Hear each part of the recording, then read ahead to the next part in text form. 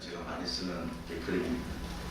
그러니까 문명이나 모든 그런 어떤 발달된 거는 기술이 많이 발달해서 현대 사회에서 굉장히 좀 편안함을 갖고 있지만 음식이나 식품으로 봤을 때는 사냥이라는 거는 자기가 일하는 만큼 에너지만큼만 잡아먹을 수 있는 권리가 있는 거고, 자, 그런 기능을 하고 있는 아버지 세대 약 100년 우리의 아버지 그 아버지의 아버지 살았던 시대의 식생활이 훨씬 더 우리 몸에 좋았던 거고, 그때 없었던 질병들이 지금 현재 굉장히 많이 나타나고 있고 치료약도 없습니다. 그리고 특히 이 면역 관련한 질환, 그 다음에 장내 세균의 불균형에 인한 여러 가지 문제가 지금 대두되고 있는데 치료약은 없습니다. 왜냐하면 이건 미생물로 고쳐야 되기 때문에. 그래서 파더스 리빙으로 돌아가자 하는 그런 캠페인입니다. 그래서 이제 제일 먼저 이제 김치가 나왔는데, 전 세계를 이렇게 다녀봐도 발효 음식을 우리나라만큼 많이 먹는 민족이 없어요.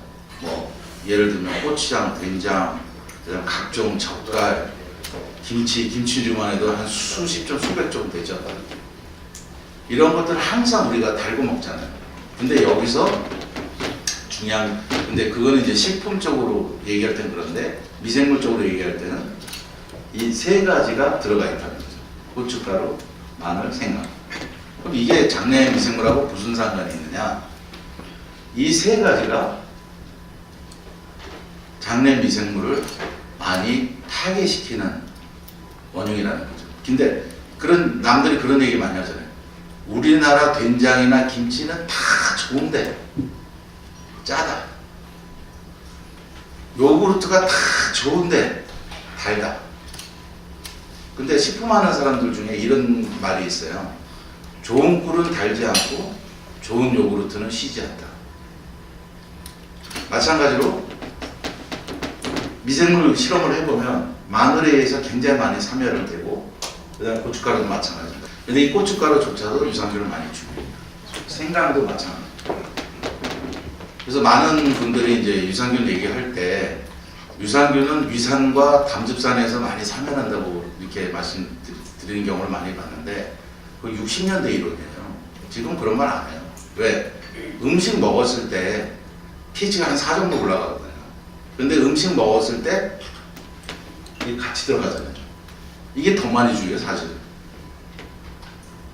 그럼 과연 음식하고 프로바이오틱스의 관계가 어떻게 진행되는가에 대한 연구가 이 김치서부터 이제 시작이 되는 겁니다. 왜냐하면 저도 한국 사람이기 때문에 그걸 연구할 수밖에 없는 그런 상황이 되는 거죠.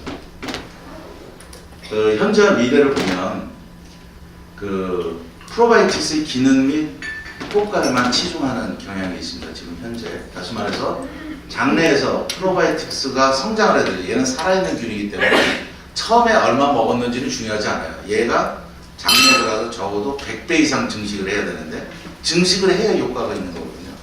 그러니까 뭐 무슨 몇 밀리그램, 몇 도스 이렇게 처방하는 게 아니고, 프로바이오틱스는 살아있는 생명체이기 때문에 얘는 번식을 해야 돼요. 번식이 더 중요하다는 거죠. 이 다양성을 위한 전통 식생활에 대한 상호 연관성에 대해서는 좀 도입되고 있습니다. 그러니까 뭘 먹어도 좋고, 그러니까 술 먹고 뭐 안 좋으면 뭐 프로바이오틱스 드시고, 어떤 거를 같이 먹고 뭐가 좋고 나쁜 거에 대해서는 얘기를 하지 않습니다. 또 하나는 이 전통 식생활을 이해하지 못하면 장내 세균총은 다시 파괴될 수밖에 없는 그런 상황입니다. 그래서 문제는 뭐냐, 프로바이오틱스를 먹고 자기 하고 싶은 대로 다 해놓고선 프로바이오틱스가 효과가 없다고 클레임합니다. 그건 뭐냐면 반쪽만 가르쳐줘서 그래요. 이건 무슨 효능이 있고 균이 어떻고 이건 무슨 그 얘기만 했지, 얘가 장내에서 성장을 하려면 어떻게 먹어야 된다는 얘기를 안 한 거죠. 얼마나 잘 성장하느냐, 이거를 얘기를 해줘야 되는 거고요. 근데 이제 프로바이오틱스와 발효식품 간의 상호관계를 잘 이해하는 게 필수라고 쓴 건 뭐냐면, 여러분들이 지금 드시는 스테이크나 여러분들이 드시는 갈비나 두부나 이런 거와 같이 순수하게 인체에서 나오는 소화 효소로 분해돼서는 그거는 장내 미생물의 먹이가 못 됩니다. 그러니까 우리가 발효 탱크에서 균을 많이 키우잖아요. 그러면 아주 특별한 미생물 효소로 분해하기 전에는 유산균이 안 자. 다시 말해서 인체 내에서 나오는 엔자임은 굉장히 듬성 잘라요. 여러분 뭐 아시다시피 뭐 펩신도 그렇죠, 트립신도 그렇죠, 칼마트도 그렇죠. 우리 소화 효소가 얼마 나오지 않아요, 우리 몸속에서. 나머지 소화 그거를 가지고 더 잘게 쪼개는 게 미생물, 장내에 있는 미생물이 더 잘게 쪼개는 거예요. 근데 그런 어떤 식품에 관련된 부분을 스테이크나 이거 먹어서 장내 좋아지겠지? 아닙니다. 전혀 관계없습니다. 그럼 뭐냐? 이 펩타이드까지 분해가 돼야 되는데 이 펩타이드나 프리아미노산, 비타민, 미네랄이 같이 들어가서 얘가 그로스 팩터가 돼야 되는데 그럼 이게 다 어디 있냐? 발효식품에 있습니다. 우리가 그냥 일반적으로 먹는 그런 스테이크나 어떤 피자나 이런 데 있는 게 아니고 충분히 미생물이 발효시킨 뭐 그죠? 뭐 된장이나 김치나 젓갈이나 뭐 이런 것들이 다 포함되어 있는 거예요. 그다음에 이제 혼밥적의 증가가 이제 문제가 되는데요. 지금 많이 이제 그 세대수가 혼자 사는 세대수가 전 국민의 뭐 3분의 1이 되니 뭐 이런 얘기 통계가 많이 나오는데 이 혼밥적이 증가하는 건 뭐냐면 음식을 식표에서 다 식자재를 사가지고 자기 혼자 먹으면 먹는 것보다 버리는 게 더 많아요. 그러다 보니까 상업용 음식에 의존을 하게 되고 그것은 곧 이 장내 마이크로비움이 파괴되는 원인이 되는 것은 그런 어떤 화학적인 첨가물이나 뭐 황색 색소, 여러분들이 맛있게 생각하는 황색 색소나 또는 뭐 거기에 관련된 그 인공향 이런 것들이 다 실제는 장내 미생물에 나쁜 영향을 주기 때문에 혼밥이 안 좋다고 얘기합니다. 그다음에 이제 프로바이오틱스 그 자체의 효능보다는 이제는 장내 마이크로비움 변화에 더 주목해서 말씀을 하셔야 됩니다. 현재 많은 NGS 연구가 진행되는 것이 최근의 프로바이오틱스 연구 추세입니다. NGS라는 것은 뉴 제너레이션 시퀀스라고 해가지고 유전체, 예를 들면 비피더스 비피둠이다. 그런 비피더스 비피둠의 유전자 전체를 다 분석합니다. 분석하는 데만 한 2년 걸립니다. 전체를 다 분석해서 짜맞추려면 유전자와 유전자가 어떻게 연결되어 있는 것을 찾아서 얘가 뭘 생산한다는 것을 밝히는 학문입니다. 이게 요즘 프로바이오틱스의 가장 핫한 부분이죠. 그 다음에 이제 프로바이오틱스 설명할 때 장내 성장을 좌우하는 그로스 팩터라는 게 있습니다. 그로스 팩터 및 생산 물질에 의한 장내 마이크로비움 변화를 같이 설명하는 게 중요합니다. 다시 말해서 프로바이오틱스를 먹었다고 해서 다 되는 게 아니고 프로바이오틱스는 아까 말씀드렸지만 100배 정도 증식이 돼야 되거든요. 100배 정도 증식이 되려면 어떻게 해야 된다는 것을 말씀드려서 전체 마이크로비움이 바뀌어야 된다는 거죠. 근데 라이프 스타일이 이제 문제가 되는 건 뭐냐면 현대인들은 점점 자극적이고 좀 뭐 매운 닭발, 뭐 매운 거 뭐 이런 거 만들지 않습니까? 기름진 뭐 삼겹살부터 시작해서 기름진 음식이 맛있죠. 사실 모든 음식은 기름 맛이라고 할 정도로 기름진 음식이 맛있습니다. 그 다음에 이제 아까 말씀 식품공장에서 생산한 가공식품의 선호도가 증가. 그러니까 편의점 같은 데 가면 그냥 뭐 인스턴트부터 시작해서 혼자 먹을 수 있는 것들이 계속 나오는데 거기에는 여러분들이 원치 않은 많은 물질이 들어가 있다는 거죠. 그 다음에 이제 쌀보다는 밀가루 음식이 증가하는 거죠. 제가 여러분들 이제 아까 뭐 피자 뭐 이런 얘기 말씀드렸지만 저희 회사 남자 직원도 나가서 식사하는 것 중에 대표적으로 많은 것들이 밀가루 음식, 짜장면, 짬뽕, 뭐 하다못해 칼국수 빨리 먹고 그게 쌀보다는 먹기가 편하니까 그쪽으로 많이 진행돼서 밀가루 음식이 증가하고 있고요. 그 다음에 이제 많은 이제 스트레스에 인해서 이 음주 인구가 많이 급격하게 증가를 하고 있고 특히 가임 상태의 여성 음주 인구가 급증하고 있습니다. 그 다음에 이제 이게 이제 새롭게 저희가 이제 CS에서 전화를 받으면 느끼는 건데 과도한 건강 염려증이 증가하고 있습니다. 조금만 아프면 의학적인 정보가 너무 홍수같이 나오다 보니까 어느 게 맞는지도 잘 모르면서 내가 조금만 아프면 어지러워, 뭐 나 소화 안 돼, 그러면 뭐 5만 가지 상상을 다 하면서 스스로가 그 스트레스를 못 이기는 거죠. 그래서 아마 찾아오시는 환자들 중에 이런 분도 있을 것 같아요. 요즘에 굉장히 예민하게 과도하게 건강 염려증을 갖고 있는 사람들이 많이 그다음에 이제 예전에 없었던 우리 할아버지 시대 때 없었던 많은 새로운 질병이 나오고 있고, 그게 이제 대표적으로 면역력 저하에 의한 것들이 많이 생기고 있죠. 그 중에서 대표적으로 많이 늘어난 것 중에 하나가 크론병입니다. 저희가 이제 대장암 치료고 연구를 많이 하고 있어서 이제 진행하고 있는데, 넥스트 제너레이션은 크론병입니다. 굉장히 많이 증가하고 있고, 특히 젊은 층에서 굉장히 많이 증가하고 있는데 약은 없습니다. 그 다음에 이 두 가지가 중요한데요. 어떤 음식이랑 같이 먹어야 돼요?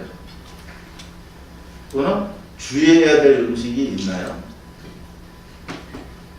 소비자들은 이런 어떤 식품에 관련된 부분에 대해서 굉장히 관심이 있지만, 프로바이오틱스를 먹었는데 그럼 뭐랑 같이 먹어야 더 좋아요? 아니면 뭐랑 같이 먹으면 안 좋아요? 대한 질문이 되게 많다는 거죠.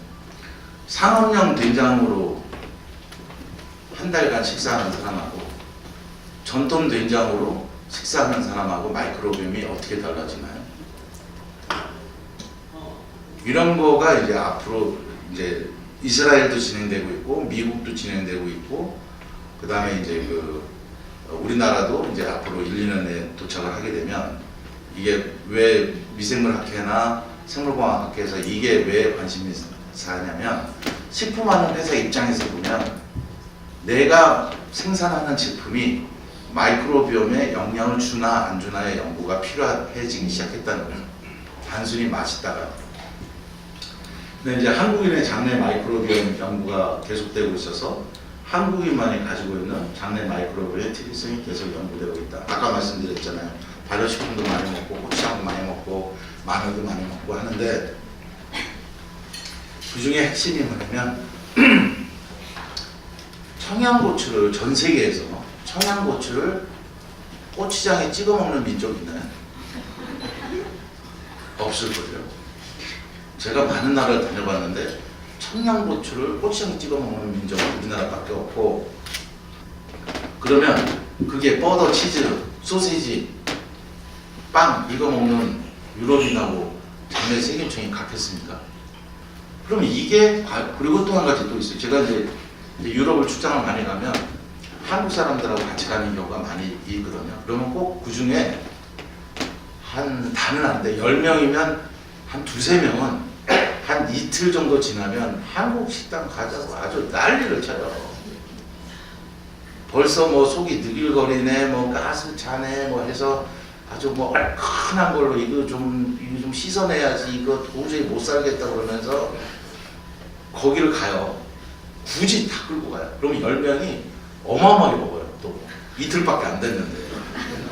그리고 뭐 소주로 시쳐야 된다는 뭐 하여튼 뭐 이게 뭐 외국균이 들어가서 이래나 뭐 어쩌나 하면서 엄청 그냥 매운 거 더 시켜서 왜 여기 그 유럽의 그 김치찌개는 이렇게 안 매운 거야? 뭐 이러면서 여기 고춧가루 더 주세요 해서 엄청 먹어요. 그러면 그 다음날 조금 이 정신적으로 좀 안정이 됩니다. 근데 그걸 왜 저는 이제 어떻게 생각하냐면, 한국인의 그런 어떤 이 독특한 장내 구조나 마이크로비옴 플로라가 유럽에 가는 순간에 그게 음식, 뭐 샐러드 뭐 이런 데서 어마어마하게 들어오거든요. 그럼 이게 무너지기 시작하는 거예요. 그러면 다시 되돌아가려고 하는 그런 성질 때문에 얘를 죽이는 목적으로 매운 걸 찾게 되는 거예요. 소주도 찾고. 그래서 원래 자기가 있던 마이크로비옴으로 돌아가려고 하는 것 때문에 한국 음식을 찾는 게 아니냐. 뭐 여러분도 아시잖아요. 브레인과 엑시스라 해갖고 두 개가 통하잖아요. 머리하고 이 장하고는 서로 교신한 거죠. 그런 것 중에 하나가 아닌가 이렇게 생각하고요. 그 다음에 또 뭐냐면, 이제 전문가뿐만 아니라 일반 소비자의 눈높이가 계속 높아지고 있어서, 그리고 그 지식도 상당히 많이 깊이가 있어서 전문가의 더 높은 프로바이오틱스 지식이 필요한 시점이 됐습니다. 그 다음에 10번째, 이제 다른 기능식품 소재의 결합이 개발되고 있다는 것은 여러분도 아시다시피 아까 얘기한 대로 프로바이오틱스들이 이 유산균이 들어가서 장내에 잘 성장하려면 비타민이 꼭 필요해요. 프리바이타민이 필요하고요. 칼슘, 마그네슘, 망간 이게 꼭 필요해요. 이게 없으면 못 자라요. 유산균을 넣어줘도 안 자라는 거예요. 이게 안 자라는데 괜히 약국에 와가지고 효과 없어요. 이러고 얘기하는 거예요. 그래서 50%만 얘기하셨다면 나머지 50%는 오늘 공부하고 가시면 충분히 얘기할 거리가 있을 거라고 생각됩니다. 근데 프로바이오틱스는 왜 코팅이 중요한가? 아까 말씀드린 대로 이게 이 단백질 코팅이 이 음식하고도 굉장히 관계가 있어요. 그래서 한국인은 매운 음식에 견딜 수 있나? 청양고추, 붉은 고추, 생강에 유산균은 매우 약한데, 그러니까 이걸 막아야 된다. 그러니까 위 산에서 막는 것도 있지만 이런 어떤 항산화 작용이 많은 거라든지 또는 이런 캡사이신이나 알레르기가 많은 것이 공격하는 것을 막아야 되기 때문에 코팅이라는 걸 필요하게 되고요. 그래서 한국에서 프로바이오틱스 사업을 성공을 하려면 코팅이 필수적이다. 왜? 유통도 있으니까. 그래서 그걸 개발하면서 한 5년 걸렸죠. 그래서 인도네시아에서 1등하는 거예요. 안 죽어요. 40도까지 올라가요. 코팅이 막아주는 거예요. 기술적으로 얘기하면 두 가지로 나눠집니다. 뭐냐면 유산균은 두 가지 종류가 있어요. 하나는 요구르트에 사용하는 저온 유산균이라는 게 있어요. 그건 아주 낮은 온도로 발효를 해요. 왜냐하면 우리나라 식품법에 요구르트에 있는 유산균은 한 달간 냉장 상태에서 살아있어야 돼요. 어느 정도 농도 이상. 그러니까 얘는 낮은 상태에서 살아있어야 돼요. 최적화되어 있어야 돼요. 그런데 얘의 역할은 요구르트를 만들고 끝이에요. 그래서 요구르트 유산균은 프로바이오틱스라고 그러지 않아요. 그냥 스타터라고. 이 업계에 있는 사람들은 스타터와 프로바이오틱스는 구분합니다. 근데 일반 소비자는 요구르트에 있는 것도 유산균이고 듀오락에 있는 것도 유산균 아니에요? 라고 물어보시는데 아닙니다. 그거는 스타터입니다. 그런데 프로바이오틱스로 만드는 유산균은 37도로 발효를 해야 됩니다. 우리 몸과 똑같은 온도에서 최적화를 시켜야 됩니다. 37도로 발효를 시켜서 37도에서 40도. 왜냐면 인도네시아나 뭐 베트남이나 대만 같은 되게 덥거든요. 그러니까 37도에서 40도까지를 최적화 시켜야 됩니다. 바로 급속 냉각 마이너스 80도로 집어넣습니다. 발효를 해서 이 모든 것들이 37도에 최적화되어 있는 상태로 바로 급속 냉동을 들어가야 됩니다. 그래서 얘가 37도의 몸에 들어가면 아주 빠르게 증식합니다. 그래서 유산균은 두 가지가 있다. 요구르트용 스타터와 프로바이오틱스 유산균하고 두 가지가 있다는 걸 아시면 됩니다. 항산화 작용에 의해서 좋은 것도 있어요. 물론 한약에 쓰는 모든 허브는 굉장히 다 항산화 작용이 높습니다. 그러나 유산균하고 같이 먹으면 안 돼요. 적어도 4시간 정도의 인터벌을 둬야 됩니다. 대구에서 얘기하니까 어느 한의사분이 오셔가지고 그러면 한약 먹을 때 이거 많이 팔았는데 그러면 안 돼요. 그래서 한 4시간 정도 한약을 먹고 4시간 정도 후에 드시면 됩니다. 근데 절대 뭐 예를 들면 비타민C나 요즘 뭐 메가도스라고 해서 비타민C가 굉장히 높잖아요. 같이 드시지 마시고 그 다음에 이제 뭐 주스 여름에 보면 여기